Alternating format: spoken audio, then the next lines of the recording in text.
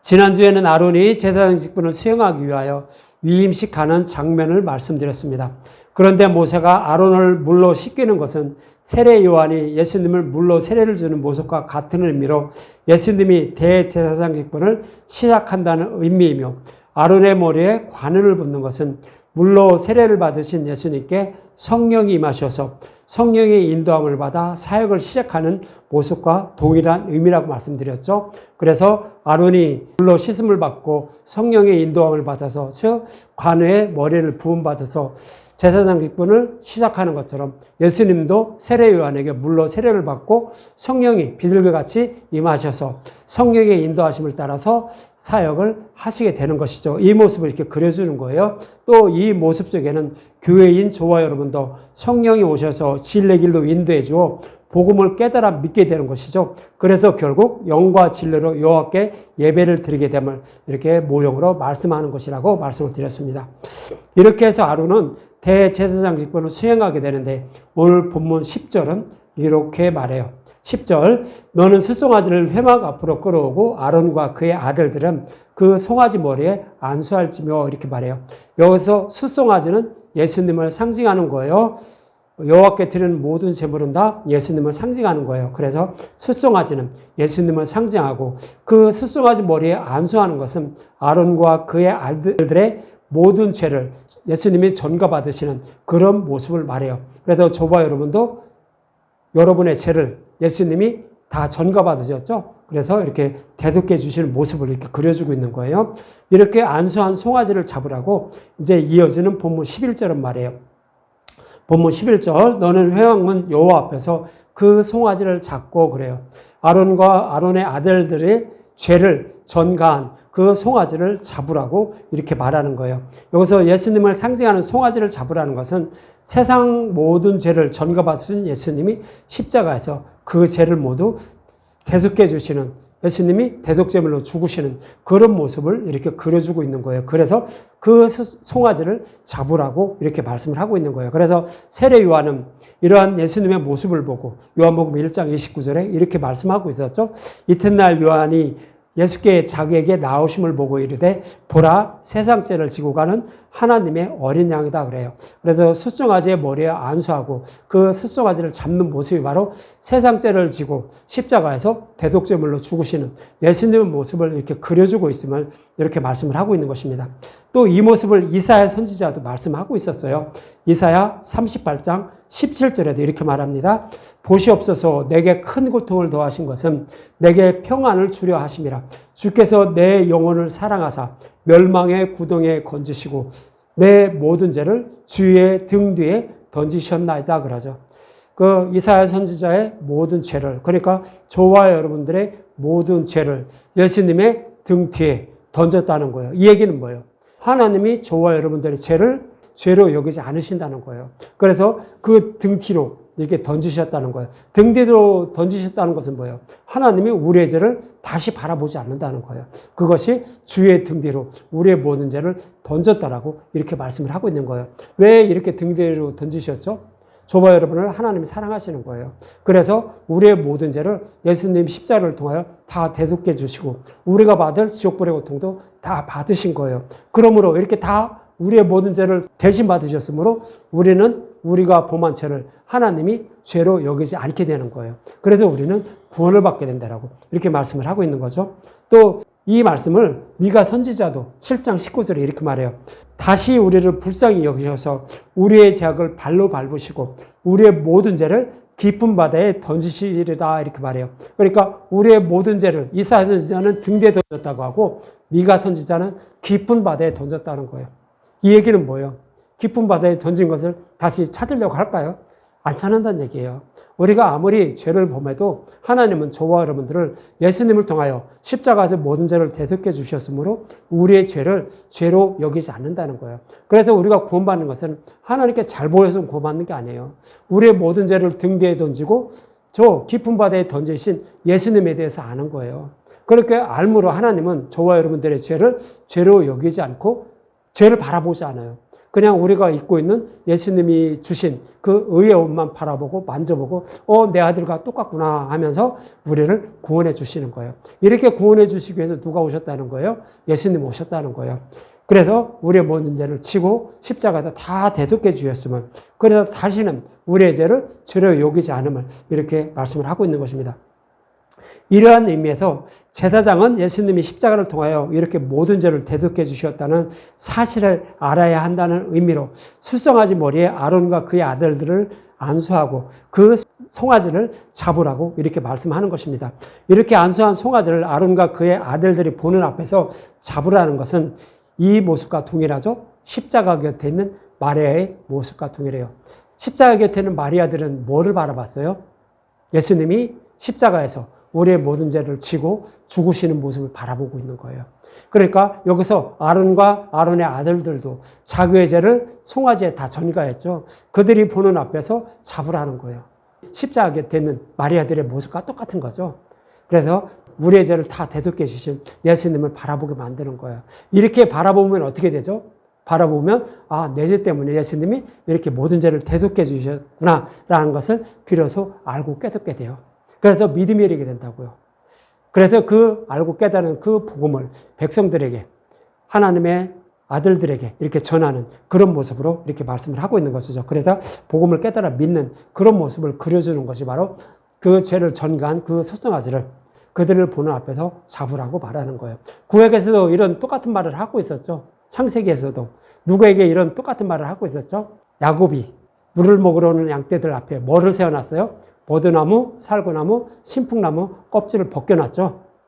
그래서 물을 먹으러 오는 양떼는 뭐예요? 교회들을 말하는 거예요. 우리의 모든 죄를 지신 예수님에 대해서 알기 위해서 교회에 나는 그런 모습. 그런 자들이 이제 물을 먹으러 오는 양떼들이죠. 그 앞에 버드나무, 살구나무, 신풍나무의 껍질을 벗겨서 세워놓는 것은 뭐예요? 십자가에서 우리의 모든 죄를 지고 죽으시고 부활하시는 모습을 그려주고 있다고 했잖아요. 그래서 말씀 전도자는 뭐만 전하라고 했죠? 오직 누리기 없는 복음의 말씀. 예수님 십자가에서 우리의 모든 죄를 대속해 주신 그 복음의 말씀만 전하라는 거죠. 교회들에게 전하라는 거예요. 그러면 복음의 말씀을 듣고 있는 교회가 물을 먹는 그 양떼가 새끼를 잉태한다고 하죠. 결국 그래서 새끼를 낳는다는 거예요. 그런데 그 새끼를 낳는 것은 뭐만 나요? 검고 아름지고 저기한 양들만 나죠. 그러니까 다 야곱의 양떼가 되는 거예요. 그래서 복음의 말씀만 듣고 있는 그런 교회가 믿음이 잉태되어서 결국 새로운 피조물로 거듭나서 하나님의 양들이 되는, 하나님의 백성이 되는 모습을 야곱이 삼촌 라반의 양떼를 치는 모습을 통하여서도 이렇게 그려주고 있던 거예요. 이 모습과 동일한 것이 바로 아론과 그의 아들들의 죄를 전가한 그 송아지를 그들이 보는 앞에서 잡으라라고 오늘 본문에서 그렇게 말씀하고 있는 거예요. 그러면 이 아론과 아들들은 어떻게 되는 거죠? 새로운 피조물로 거듭나겠죠? 복음의 말씀을 알고 깨닫게 된다는 거예요.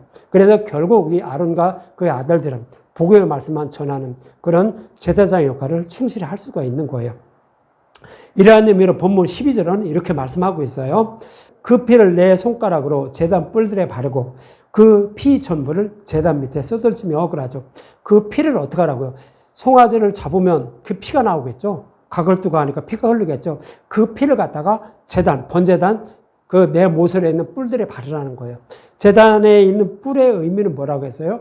구원의 능력이 있는 거예요. 그런데 이 구원의 능력이 있는 것은 왜 구원의 능력이 있는 거예요? 제단에 드려지는 그 제물의 피가, 그러니까 제물의 죽음을 통하여서 구원의 능력이 있다라고 말하는 거예요. 그래서 그 제물의 피를 어떻게 뿔에 바르라는 거예요. 그래야만 그 뿔을 잡는 자들이 구원받게 되면 이렇게 말하는 거죠. 그래서 이 제단의 뿔에 피를 바르라는 것은 예수님의 십자가 대속의 죽음이 구원의 능력이 있음을 이렇게 말씀을 하고 있는 것입니다. 이 모습을 요한복음 19장 34절은 이렇게 표현하고 있었죠. 요한복음 19장 34절을 보면 예수님이 이제 십자가에서 죽으셨어요. 그랬더니 진짜 죽었는지 안 죽었는지 군병들이 와서 창으로 옆구리를 찔렀죠. 그랬더니 물과 피가 나왔다고 이렇게 말해요. 34절. 그중 한 군인이 창으로 옆구리를 찌르니 곧 피와 물이 나오더라 이렇게 말해요.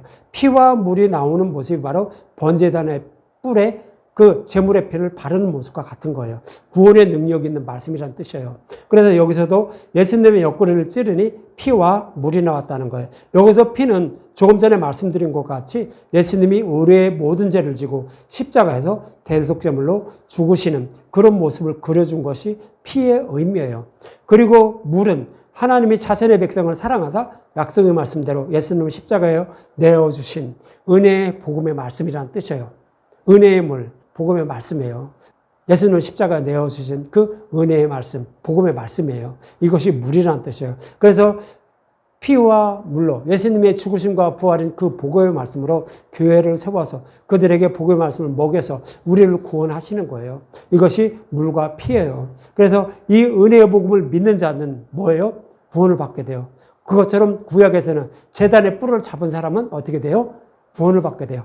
생명을 잃지 않게 돼요. 그래서 제단의 뿔이나 복음의 말씀이나 예수님 십자가에서 흘려주시는 물과 피, 이거나 동일한 의미로 이렇게 말씀을 하고 있는 거예요. 그래서 예수님의 대속제물로 죽으시고 부활하신 그 복음의 말씀이 구원의 능력이 있음을 이렇게 말씀을 하고 있는 것입니다. 그러면서 이어지는 13절에 이렇게 말하죠. 내장에 덮인 모든 기름과 간 위에 있는 꽃풀과 두 콩팥과 그 위에 기름을 가져다가 제단 위에 불사라고 하고 그러죠. 송아지를 잡아서요, 각을 떠요. 그리고 그 송아지의 모든 기름, 꽃풀 뭐 이런 것들을 다 떼어내는 거예요. 이것을 다 떼어내는데 이 모든 기름과 꽃풀, 콩팥 이것은 무엇을 의미하냐면 아론과 그의 아들들이 송아지에게 안수했죠. 그들의 죄를 전가한 거예요. 그 전가한 모습이 바로 모든 기름과 콩팥과 꽃풀이에요. 이것은 뭐냐면 우리의 모든 죄를 예수님이 전가받은 거예요. 그것이 모든 기름과 꽃풀과 콩팥, 이것이 우리의 모든 죄를 상징적으로 표현하는 거예요. 그것을 떼어다가 어떻게 하라고요? 제단 위에서 불사를 하고 이렇게 말씀을 하고 있는 거예요. 그래서 이것은 뭐냐면 예수님이 우리의 모든 죄를 십자가에서 대속해 주셨음을 상징적으로 표현을 하고 있는 거예요. 그래서 모든 기름을 떼어다가 제단 위에 불사르라 이렇게 말씀을 하고 있는 것입니다. 그래서 이 모습이 어떤 의미인지 화목제를 드리는 모습을 통하여 잘 말씀하고 있는데 화목제의 의미를 알기 위해서요. 이사야 59장 1절과 2절부터 한번 말씀을 드릴게요. 이사야 59장 1절과 2절. 여호와의 손이 짧아 구원하지 못하심도 아니요 귀가 둔하여 듣지 못하심도 아니라 오직 너희의 죄악이 너희와 너희 하나님의 사이를 갈라놓았고 너희 죄가 그의 얼굴을 가려서 너에게 듣지 아니하시게 함이니라 그래요. 예수님을 믿지 않는 상태에서요. 하나님께 아무리 우리가 기도를 하고 어떠한 수단과 방법을 가리지 않고 뭐를 한다 할지라도 하나님께 잘 보인다고 할지라도요. 우리는 구원받지 못한다는 거예요. 왜 구원받지 못해요? 우리가 아무리 기도를 해도 하나님이 그거를 듣는다고 할지라도요. 하나님은 그 죄가 해결돼야만 그 우리의 기도를 들어줄 수가 있어요. 그 죄가 해결되지 않으면 어떤 방법으로도 우리를 구원할 방법이 없다는 거예요. 그래서 하나님은 그 죄가 해결돼야만 우리의 모든 죄를 그리고 우리가 기도하는 그 기도를 들어줄 수가 있어요. 다시 말씀드리면 우리를 구원해 줄 수 있다는 거예요. 그래서 그 죄를 해결해 주시기 위하여 하나님은 자기 아들 예수를 십자가에 내어주시는 거예요. 하나님이 저와 여러분들 구원해 주시기 위해서 구원해 주려면 그 죄가 해결이 돼야 돼요. 그래야만 하나님이 우리의 기도를 들어주시고 우리를 구원해 줄 수 있다고요.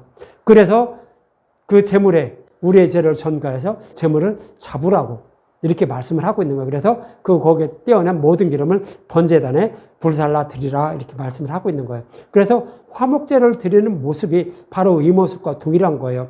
레위기 3장 1절과 5절은 이렇게 말씀하고 있어요. 여기서는 화목제를 드리는 이 모습을 이렇게 그려주고 있어요. 레위기 3장 1절에서 5절 사람이 만일 화목제의 제물을 예물로 드리되 소로 드리면 수컷이나 암컷이나 흠없는 것으로 여호와 앞에 드릴지니 그 예물의 머리에 안수하고 회막문에서 잡을 것이요 아론의 자손 제사장들은 그 피를 제단 사방에 뿌릴 것이며 그러죠. 여기서 그의 머리에 안수하라고 하죠. 드리는 사람이 그 제물의 머리에 안수하라는 거예요. 이거는 드리는 사람의 모든 죄를 제물이 전가받는 모습이죠. 그리고 그것을 잡으라는 거예요. 속죄제물과 여기까지는 똑같아요. 그리고 그 피를 제단 사방에 뿌리라는 거예요. 그러니까 예수님 십자가에 달리셔서 많은 피를 흘리시면서 죽으시는 모습이에요. 그래서 그 제단에 그 주위에 피를 이렇게 뿌리라고 하는 거예요. 예수님 십자가에서 많은 고난과 고통을 받으시면서 피를 흘리시면서 죽으시는 모습을 이렇게 그려주고 있는 거예요. 그러면서 3절에 그는 또 그 화목제물 제물 중에서 여호와께 화제를 드릴지니 곧 내장에 덮인 기름과 내장에 붙은 모든 기름과 두 콩팥과 그 외의 기름 곧 허리 쪽에 있는 것과 간 위에 덮인 꺼풀과 콩팥과 함께 떼어날 것이요 그러죠. 속죄제물과 똑같아요. 여기서 모든 기름, 콩팥, 꺼풀 이것들 다 떼어내라는 거예요. 그리고 아론의 자손은 그것을 제단 위에 불 위에 있는 나무 위에 번제물 위에서 살을 찌니 이는 화제라 여호와께 향기로운 냄새라 그래요. 속죄제는요, 그냥 이런 모든 꺼풀들은 제단 위에서 불살르라고 그래요. 그런데 화목제물은요, 그렇지가 않아요. 화목제물은 번제단 불 위에 사르는데 번제물 위에서 살으라고 해요. 번제물이 들어가요. 그냥 속죄제는 그 제단에 불살르라고 하고 여기서 화목제는요, 번제물 위에서 불살르래요. 뭐를? 모든 기름들을 떼어서 번제물 위에서 불살르래요. 이 번제물은 뭐예요? 창세전에 자원하신 예수님이 십자가에서 우리의 모든 죄를 대속해 주실 것을 말하는 거예요. 창세전에 예수님이 우리의 모든 죄를 대속해 주셨으므로 우리는 하나님과 화목하게 되었다라는 그런 의미를 담고 있는 거예요. 그래서 그 번제물 위에서 모든 떼어난 기름을 불살라 드리라라고 이렇게 말씀을 하고 있는 거예요. 그래서 여기서도 마찬가지로 여기서 떼어낸 모든 기름, 꺼풀, 콩팥 이것은 우리의 모든 죄를 상징적으로 표현을 하고 있는 거예요. 이렇게 우리의 모든 죄를 대속해 주셔서 하나님과 화목하게 해주신 예수님을 이제 어디에서 잡는지 속죄제의 모습을 이렇게 그려주고 있는 거예요. 번제는 달라요. 화목제도 달라요. 화목제의 고기는요, 모든 기름만 떼어내서 번제물 위해서 불살라 드리고 화목제의 모든 고기는 어떻게 해요? 우리가 먹는 거예요. 나눠 먹어요. 이스라엘 백성들이. 그런데 속죄제는 안 그래요. 번제도 모든, 조금 이따 말씀드릴 건데, 모든 번제의 제물, 그걸 번제물로 해서 태워드려요. 그런데 속죄제는 이와 다르게요. 그 기름만 제단 위에 불사르고, 그리고 나머지 똥, 몸 이런 거 다 갖다가 영문 밖에서 여호와께 불살라 드리래요. 그래서 14절에 이렇게 말하는 거예요. 그 스스의 고기와 가축과 똥을 진 밖에서 불살르라. 이는 속죄제라 이렇게 말씀을 하고 있는 거예요. 그래서 속죄제는 예수님이 우리의 모든 죄를 대속해 주시는데 어떻게 대속해 주시냐? 영문 밖에서 죽으실 것을 말씀하고 있는 거예요. 그래서 실제적으로 예수님 오셔서 어디서 죽으시죠? 성 밖에서 죽으셔요. 성 안에는 성전이 있는데요. 원래는 모든 기름을 성전에 있는 제단 위에서 불살라 드리는 거예요. 그런데 모든 제물의 고기는 성 밖으로 나가야 돼요. 성 밖으로 나가서 거기에 죄를 버리는 곳이거든요. 거기서 불살라 드리라고 하는 거예요. 그래서 이 말씀대로 예수님은 우리의 모든 죄를 십자가에서 대속해 주시는데 어디서 죽으시냐면 성 밖에 골고다 언덕에서 죽으셔요. 모든 제물은 다 번제단 위에서 불살라 드리기 때문에 성 안에서 죽으셔야 돼요. 그렇지만 예수님은 성 밖에서 죽을 것을 말씀하고 있는 것이 속죄제의 모습이었던 거예요. 그래서 속죄제는 그 모든 고기를 성 밖에서 여호와께 불살라 드리라고 이렇게 말씀하고 있는 거예요. 그래서 요한복음 19장 20절에는 이렇게 말씀하고 있어요. 예수께서 못 박히신 곳이 성에서 가까운 거로 많은 유대인이 이 패를 읽는데 히브리와 로마와 헬라말로 기록되었더라 그러죠. 그래서 예수님 십자가에서 달리시는데 성 밖에 있는 골고다 언덕에서 이렇게 거기서 죽으셨어요. 이 말씀대로 구약에 기록된 속죄제를 드리는 말씀을 통하여서 말씀하신 것과 같이 동일하게 성 밖에서 이렇게 예수님이 죽으셨음을 알 수 있는 거예요. 그리고 히브리서 기자는 구약에서 말씀하신 것처럼 예수님은 영문 밖에서 십자가에서 못 박히셨음을 히브리서 13장 11절과 12절에 이렇게 말씀하고 있어요. 이는 죄를 위한 짐승의 피는 제사장이 가지고 성소에 들어가고 그 육체는 영문 밖에 불사람이라. 그러므로 예수도 자기 피로써 백성을 거룩하게 하려고 성문 밖에서 고난을 받으셨느니라 그러죠. 그래서 히브리서 기자도 예수님이 성문 밖에서 죽으셨음을 이렇게 기록을 하고 있는 거예요. 그래서 구약의 제사를 드리는 모습은 다 무엇을 의미하고 있냐면 우리가 하나님께 뭐를 바치라는 얘기가 아니에요. 예수님이 오셔서 우리의 모든 죄를 대속해 주셔서 구원해 주시는데 어떻게 구원해 주실 것인지를 이스라엘 백성이 성막이나 성전에서 드리는 제물의 모습을 통하여 이렇게 말씀해 주고 있었던 거예요. 다 그래서 예수님이 우리를 어떻게 구원하실 것인지를 모형으로 그려주었던 거예요. 그래서 예수님은 결국 속죄제의 말씀대로 영문 밖에서 십자가에서 죽으시고 부활하셨던 것이죠.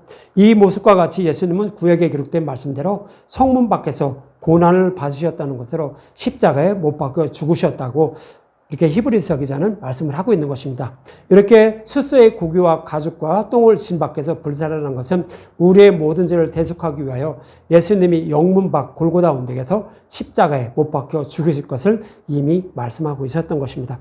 이처럼 아론과 그의 아들들이 숫송아지로 속죄제를 드리라는 것은 예수님이 우리의 모든 죄를 대속해 주시기 위하여 세상의 모든 죄를 전가받으시고 십자가에서 죽으시고 부활하심으로 정결케 되었음을 알고 이렇게 실제로 이루어 주신 복음의 말씀만 전해야 한다는 뜻으로 여호와께 속죄제를 드리라라고 이렇게 말씀을 하고 있는 것입니다. 이어서 15절은 이렇게 말씀하고 있어요. 15절을 보면 순양으로 번제를 드리라 그래요. 좀 전까지는 송아지로 속죄제를 드리는 모습을 이렇게 말씀하고 있었다면 지금부터는 순양으로 번제를 드리는 모습으로 이렇게 그려주고 있어요. 15절 보면 너는 또 순양 한 마리를 끌어오고 아론과 그의 아들들은 그 순양의 머리에 안수할지며 그러죠. 여기서 송아지와 양 그것만 바뀌었어요. 제물만 바뀌었어요. 그리고 우리 안수하는 것도 동일해요. 동일하게 이렇게 하라라고 이렇게 말씀하고 있어요. 그래서 여기서 번제는요. 자원제예요. 속죄제는 죄를 범한 사람이 무조건 드려야 돼요. 그러나 번제는 드려도 되고 안 드려도 돼요. 자원제로 이렇게 말해요. 그런데 이것은 무슨 의미냐면 하나님이신 예수님이 창세전에 타락한 저와 여러분들을 구원하기 위해서 십자가에서 대속제물이 되어서 우리의 모든 죄를 대속해 주시고 구원하실 것을 자원하신 거예요. 그것을 번제의 모습을 통하여 이렇게 그려주고 있는 거예요. 그래서 번제는 자원제로 창세전에 예수님이 타락한 자신의 백성을 구원하려고 십자가에서 대속제물이 되실 것을 자원하신 것을 모형하는 제사입니다. 이렇게 자원하신 말씀을 이루어 주시려고 십자가에 달리신다고 요한복음 17장 5절은 이렇게 말씀하고 있었죠. 창세전에 자원하세요. 예수님이 우리의 모든 죄를 대속해 주시고 구원해 주시기 위해서 자원하셨는데 그 말씀을 이루어 주시기 위해서 오셨다라고 요한복음 17장 5절에 이렇게 말해요. 아버지요 창세전에 내가 아버지와 함께 가졌던 영화로서 지금도 아버지와 함께 나를 영화롭게 하옵소서 그래요. 창세전에 아버지와 함께 가졌던 영화라는 거예요. 이것은 뭐예요? 창세전에 타락한 저와 여러분들을 십자가를 통하여 구원하실 것을 자원하셨고 하나님은 그렇게 하라고 허락하셨던 거예요. 그래서 그렇게 가졌던 영화라고 이렇게 표현하는 거예요. 그래서 그 말씀을 이루어주기 위해서 예수님 오신 거예요. 그리고 이제 십자가에 달리실 때가 된 거예요. 사역을 마치고 십자가에 달리실 때가 되니까 예수님은 아버지께 그렇게 간구하시는 거예요.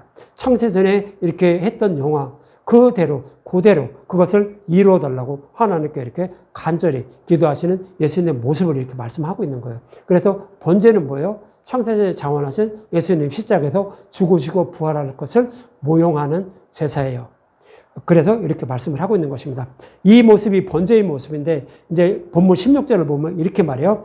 너는 순양을 잡고 그 피를 가져다가 제단 위에 주위에 뿌리고 그러죠. 예수님이 이렇게 십자가에서 번제물이 되심으로 많은 피를 흘리시면서 죽으실 것을 말씀하고 있는 거예요. 그래서 제단 주위에 그 양의 피를 뿌리라라고 이렇게 말씀을 하고 있는 거예요. 그리고 속죄제와 다르게 순양 전부를 제단 위에 불살르라고 이어지는 17절에 이렇게 말해요. 그 순양의 각을 뜨고 각을 뜬다는 것은 제물에 토막을 내는 거예요. 태우고 쉽게 토막을 내는 거예요. 그것을 각을 뜬다라고 하는 거예요. 그러면 이 순양은 죽은 거예요? 사는 거예요? 죽은 거죠. 자꾸 각을 떴으면 완전한 죽음을 말해요. 그래서 예수님도 십자가에서 완전한 죽음을 맞이할 것을 이렇게 말씀하고 있는 거예요. 어떤 사람들은 예수님 십자가에 달린 것도 아니고 죽지도 않았다라고 이렇게 또 얘기하는 사람들이 있어요. 그것을 이렇게 저기하기 위해서 예수님은 십자가에서 완전히 죽으셨음을, 이 육신이 죽는 것과 동일하게 완전히 죽으셨음을 말씀하고 있는 것이 순양을 잡고 그것을 각을 뜨라라고 이렇게 말씀을 하고 있는 거예요. 그러면서 장부와 다리는 씻어 각을 뜬 고기와 함께 머리와 함께 두고 이렇게 말하죠. 그러면서 18절에 보면 그 순양 전부를 제단 위에 불사르라. 이는 여호와께 드리는 번제요. 이는 향기로운 냄새니 여호와께 드리는 화제리라 그러죠. 그래서 속죄제는 진영 밖에 재버리는 곳에서 기름을 쥐한 모든 것을 밖에서 불태워드리라고 했는데 번제는 그렇지 않고 번제단 위에서 여호와께 불태워드리라는 거예요. 틀리죠? 번제와 속죄제는 틀려요. 그래서 번제는 창세전에 십자가에서 죽으시고 부활하셔서 우리를 구원하실 것을 자원한 걸 말해요. 그것을 모형으로 그려주기 위해서 번제단 위에서 계속 불살라 드리라고 한 거예요. 그래서 이렇게 모형으로 그려졌던 것을 이제 실제적으로 예수님이 오시면 어떻게 되는 줄 아니? 하면서 그려준 것이 속죄제인 거예요. 속죄제는 이제 그 제물을 잡고 똑같이 번제단 위에 그 기름, 우리의 모든 죄를 번제단 위에서 불살라 드리지만 예수님 오셔서 영문 밖에서 골고다 언덕에서 죽으시는 모습처럼 그렇게 죽으실 것을 이렇게 그려주고 있었던 거예요. 그래서 번제는 구약을 모형하고 있다라면 속죄제는 구약이지만 신약에서 실제적으로 자원하신 예수님이 오셔서 어떻게 죽으시고 부활하실 것인지 그것을 모형으로 또 그려주고 있었던 거예요. 이것이 속죄제의 모습인 거예요. 이처럼 예수님은 창세전에 자원하셔서 타락한 자신의 백성이 받을 하나님의 진노의 심판과 지옥분의 심판을 대신 받으실 것을 자원하신 것이 바로 번제의 의미이며 이 약속의 말씀대로 자신의 백성을 구원해 주시려고 실제로 육신의 몸을 입고 이 땅에 오셔서 십자가에서 모든 죄를 대속해 주신 것이 바로 속죄제인 것이에요.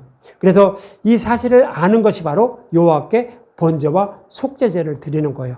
그러니까 창세전에 약속하신 말씀대로 실제적으로 예수님이 육신의 몸을 입고 오셔서 십자가에서 속죄물로 죽으시고 부활하신 그 예수님에 대해서 아는 것이 뭐예요? 번제와 속죄제를 드리는 거예요. 그리고 많은 고난과 고통을 받으시면서 십자가에서 죽으신 건 뭐예요? 소제예요. 그것을 아는 것이 소제예요. 그리고 화목제는 뭐예요? 이렇게 창세전에 자원하신 말씀대로 십자가에서 죽으시고 부활하셔서 우리 모든 죄를 다 대속해 주셨다는 것을 아는 것이 뭐예요? 화목제예요. 그래서 똑같은 것을 여러 모습으로 이렇게 반복해서 그려주고 있는 거예요. 그래서 이렇게 볼 때 번제는 뭐예요? 여호와를 위한 염소예요. 여호와를 위한 염소는 뭐예요? 바로 창세기에서는 뭘로 말씀하고 있어요? 요셉이었어요. 요셉은 뭐라고 했어요? 구약에서 약속하신 메시아 언약과 같은 의미라고 했죠. 번제도 동일한 의미로 볼 수가 있는 거예요. 창세전에 자원하신 예수님이 십자가에서 우리의 모든을 대속해 주시고 구원하신다라고 자원하셨어요. 그리고 약속하신 거라고요. 그래서 이렇게 자원하신 것은 뭐예요? 번제의 모습이에요. 이렇게 자원하시고 이렇게 해서 다 이루어질 것을 약속하신 것이 뭐예요? 구약이에요. 구약 성경. 우리가 가지고 있는 구약 성경. 그래서 이 모습을 그려주고 있었던 것이 여호와를 위한 염소예요. 레위기 16장에 두 마리 염소가 있었죠. 여호와를 위한 염소 있고 아사셀 염소가 있었어요. 여호와를 위한 염소는 뭐예요? 우리의 모든 죄를 지고 십자가에서 죽으시고 부활하시는 모습을 여호와를 위한 염소를 잡아서 그 피를 들고 지성소로 들어가요. 그래서 속죄에서 위에 그 피를 뿌리죠. 이것이 예수님의 죽으심과 부활을 상징한다고 말씀드렸어요. 그래서 이렇게 예수님이 죽으시고 부활하셔서 우리를 구원하신다라고 약속한 게 뭐예요? 번제예요. 이것이 또 요셉의 모습이었던 거예요. 요셉은 애굽의 총리가 돼서 양식을 싸놨어요. 이 모습은 뭐라고 했어요? 예수님이 십자가에서 죽으시고 부활하셔서 생명의 양식을 싸놓는다고 말씀드렸죠. 똑같은 의미라고 말씀드렸어요. 그래서 이것은 이제 구약에서 이렇게 해서 우리를 구원하실 것이라고 모형으로 그려지고 있던 거예요. 그것이 요셉이 애굽의 총리가 돼서 풍년에 양식을 싸놓고 기다리는 모습이죠. 그래서 흉년이 들자 이제 형들이 와서 그 양식을 사러 오게 돼요. 그래서 형들이 왔는데 어떻게 얘기해요? 요셉은 형들을 다 알아보죠. 근데 형들을 못 알아봐요. 근데 다 알아보는데 뭐라고 해요? 정탐꾼들이라고 해요. 정탐꾼은 뭐예요? 여러분들. 정탐꾼은 간첩이에요. 그 나라를 무너뜨리려고 하는 사람, 간첩이에요. 그래서 정탐꾼이라고 하는 거예요. 아니, 형들이 정탐꾼인가요? 정탐꾼이라고 말해요. 그 형들은요, 진리의 말씀을 먹지 못하고 요셉이 가지고 있는 양식을 먹지 못하고요, 다른 복음으로 하나님 섬겼던 자들이에요. 그러니까 그들을 정탐꾼이라는 거예요. 하나님 나라를 파괴하러 오는 자들이라는 거예요. 지금도 다른 복음을 전하는 자들은 하나님은 그들을 정탐꾼이라고 하는 거예요. 하나님 나라를 파괴하는 자들이라고. 그래서 다른 복음을 전하면 어떻게 되죠? 듣는 분들이 진리의 말씀을 알지 못해서 구원받지 못해요. 그래서 하나님 나라를 세우지 못한다고요. 그래서 그들을 정탐꾼이라고 하는 거예요. 그래서 정탐꾼이 되지 않고 하나님 나라를 세우는 그런 하나님의 자녀들이 되려면 어떻게 하라고요? 베냐민을 데려오라고 해요. 베냐민을 데려가야만 너희들은 정탐꾼이 아니고 생명을 살릴 수 있다고 하는 거예요. 베냐민은 또 뭐라고 했어요? 여기서 두 마리 염소죠. 여호와를 위한 염소는 요셉을 상징하고 아사셀을 위한 염소는 뭐예요? 실제로 구약에 약속하신 말씀대로 예수님이 십자가에서 죽으시고 부활하셔서 우리를 구원하신다라고 약속한 것이 번제예요. 그리고 실제적으로 그 번제의 말씀대로 이루어 주시기 위해서 예수님이 육신의 몸을 입고 이 땅에 오셨어요. 이것이 아사셀이라는 뜻이에요. 여호와께 보내심을 받은 자. 그래서 요한복음은 계속 예수님이 아버지로부터 보냄을 받았다고 계속 반복해서 몇 번을 얘기를 해요. 그래서 아사셀이라는 뜻은 보냄을 받았다는 뜻이에요. 광야와 같은 이 땅에, 그 생명의 양식 없는 이 땅에 예수님이 그 양식을 주기 위해서 아버지께로부터 보냄을 받아서 이 땅에 오신 거예요. 이것이 뭐예요? 아사셀 염소예요. 실제로 육신의 몸을 입고 오셔서 예수님은 십자가에서 모든 것을 다 이루어 주셨죠. 약속의 말씀을 다 이루어 주셨어요. 그래서 우리에게 생명의 양식을 주시는 거예요. 이것이 아사셀 염소의 모습인 거예요. 구약에 약속하신 말씀을 실제적으로 이루어 주시기 위해서 오셔서 실제적으로 그것을 다 이루어 주셨어요. 이것이 바로 아사셀 염소이고 또 베냐민의 모습이었던 거예요. 그래서 구약에 약속하신 말씀만 믿고 그런 약속하신 메시아 오심을 소망하면서 살지 말고 이렇게 소망하면서 사는 자가 누구였어요? 바로 유대인들이에요. 그런데 유대인들은 이런 영적인 메시아를 기다리지 않고 그냥 다윗과 같은 육적인 메시아를 기다리고 있었어요. 이런 자들은 다 누구다? 정탐꾼이라는 거예요. 그래서 요셉은 내 아우 베냐민을 데리고 와야만 생명을 살릴 수 있다는 것은 요셉이 구약에 약속하신 말씀대로 십자가에서 죽으시고 부활해서 우리의 생명을 살려주기 위해서 예수님이 오셔서 십자가에서 그것을 다 이루어주신 예수님에 대해서만 알아야만 우리는 생명을 살리게 되고 정탐꾼이 아닌 하나님의 백성이 될 수 있다라고 그 막내아우 베냐민을 데리고 오라고 계속 형들에게 말씀을 했던 거예요. 그래서 이 베냐민은 어떤 의미를 담고 있는 거예요? 아사셀 염소이며 실제적으로 와서 그 약속하신 말을 다 이루어주신 예수님, 즉 속죄제의 모습으로 이렇게 또 그려주고 있는 거예요. 그래서 오늘 본문에서는 번제와 속죄제를 드리라라고 말씀하고 있는 거예요. 그래서 구약에서 약속하신 말씀대로 실제적으로 다 이루어주신 예수님에 대해서 아론과 그의 아들들은 알고 전해야 된다고요. 그것이 제사장의 임무라고요. 요즘에 목회자들도 말씀 전도자의 임무도 바로 그거예요. 구에서 약속하신 말씀대로 십자가에서 다 이루어 주신 예수님에 대해서 전하라고요. 그래서 아론과 그의 아들들은 속죄제와 번제를 이렇게 여호와께 드리라라고 이렇게 말씀을 하고 있는 거예요. 이것만 전하는 것이 제사장의 임무임을 오늘 본문에서 말씀을 하고 있는 거예요. 이처럼 말씀 전도자인 아론과 그의 아들들은 이 사실을 잊지 말고 이스라엘 백성에게 이 복음의 말씀만 전해야 한다는 뜻으로 제사장 직분을 시작하는 위임식의 속죄제와 번제를 드리라라고 오늘 본문에서 말씀하고 있는 것입니다. 저와 여러분도 예수님이 저와 여러분을 사랑하사 창세전에 장언하신 말씀대로 육신의 몸을 입고 오셔서 십자가를 통해 모든 죄를 대속해 주신 예수님에 대해서 아는 분들이 되어 모든 죄를 사함받아 영원한 생명을 얻는 저와 여러분들이 되시기 바랍니다.